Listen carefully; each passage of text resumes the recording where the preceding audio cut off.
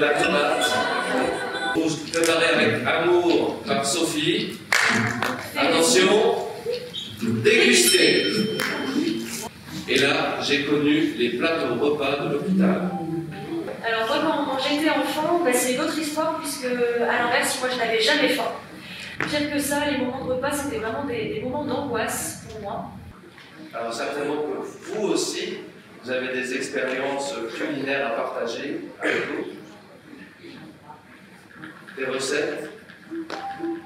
Des anecdotes. Oui, madame, les épinards de la cantine. C'est un mauvais souvenir. Oui. La soupe à l'hôpital. La soupe à l'hôpital. Mauvais souvenir. Mauvais souvenir aussi. Une fois, on m'a fait manger la cervelle. Aucun ni de chèvre, ni de vache. Donc j'ai été élevée au lait concentré sucré. Mais après des expériences personnelles, on va tenter de dresser une sorte de paysage alimentaire de cette salle.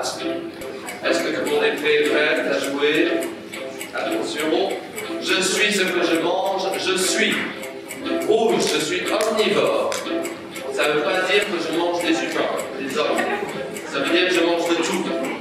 Donc de la viande, du poisson, etc. Réponse bleue, je suis végétarien, c'est-à-dire que je ne mange pas de viande, voire pas de poisson, voire pas de produits animaux. J'ai des allergies alimentaires, réponse orange. Et la dernière, c'est je vis d'amour et d'eau fraîche. Alors oui, une majorité d'entre vous est omnivore, représente bien la population française. Est-ce que vous savez quel pays contient le plus de végétariens? L'Inde, ouais, avec 30% de la population qui est végétarienne. Et ça commence avec le chasseur-cueilleur, qui lui se nourrit de fruits, de baies, de racines, de petits animaux, de coquillages, mais aussi de poissons. Ouais, et il était même aussi un peu charognard au début. Et là, vous voyez qu'en fait, il vivait vraiment en symbiose avec la nature. C'est aussi l'époque du fuir combattre. C'est l'époque aussi où il commence à maîtriser le feu.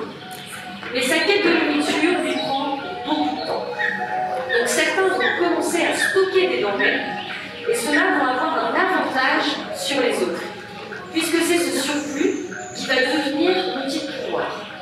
C'est le début des inégalités.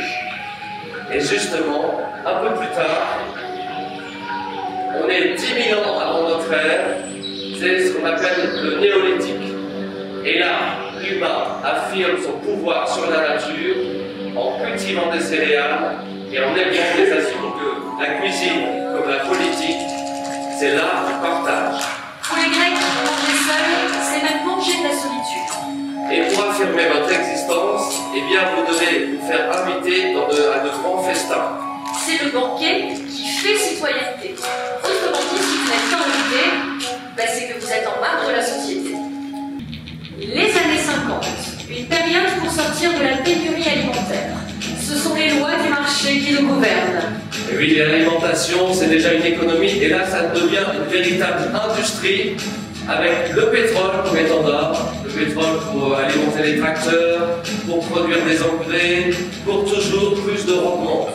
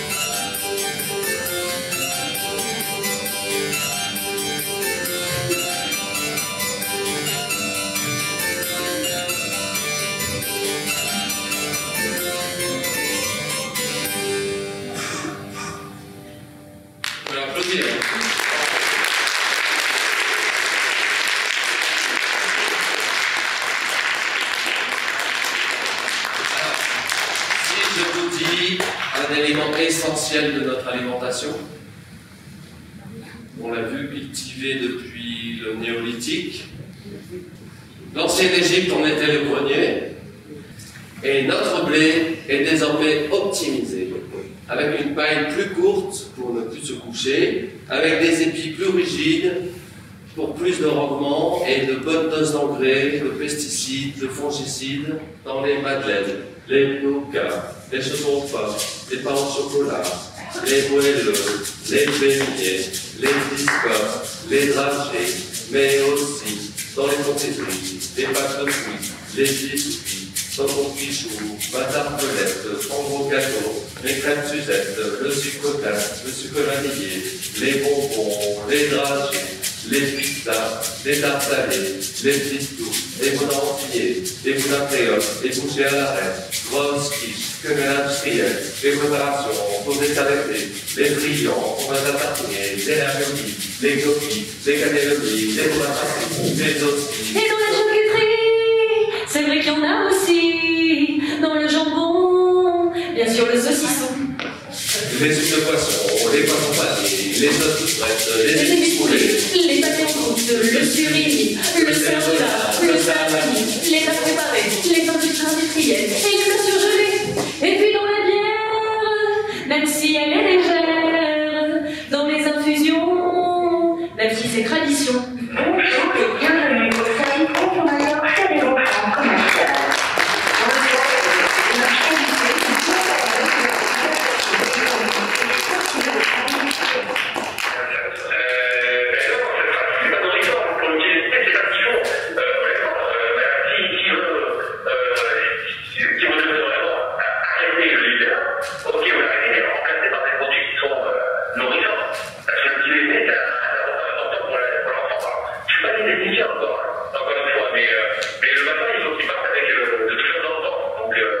Oui, donc en fait vos produits sont pas nourrissants. Très bien, bah écoutez, je vous remercie d'avoir répondu à mes questions. Merci, bonne journée, au revoir monsieur.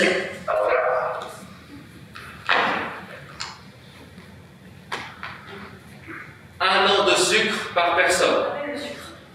Voilà. Donc petit déjeuner, ça veut dire qu'est-ce que je peux manger au petit déjeuner? Alors l'idéal, ce serait un petit déjeuner salé, protéiné, donc l'inverse de notre petit déjeuner français. Donc par exemple des œufs, du jambon, du blanc de dinde, des avocats, mais en tout cas de casser nos habitudes en partant sur un vrai repas le matin. Qui dit bouffer, dit grailler, qui dit planter, récolter, qui dit local, dit global, dit famine et dit fatale, qui dit malbouffe, dit obèse, dit paillé comme un malaise, qui dit ingère, digéré, dit pas mâché, dit pété, qui dit Aldi, dit Lidl, quand le frigo se remplit pas seul, qui dit pizza, dit gluten, le régime, oh c'est la flemme, et la bouche c'est pas de parler, l'idole des jeunes c'est sucré, alors on gobe pour oublier tous ces problèmes, alors on mange, alors on mange, alors on mange, alors on mange, alors on mange.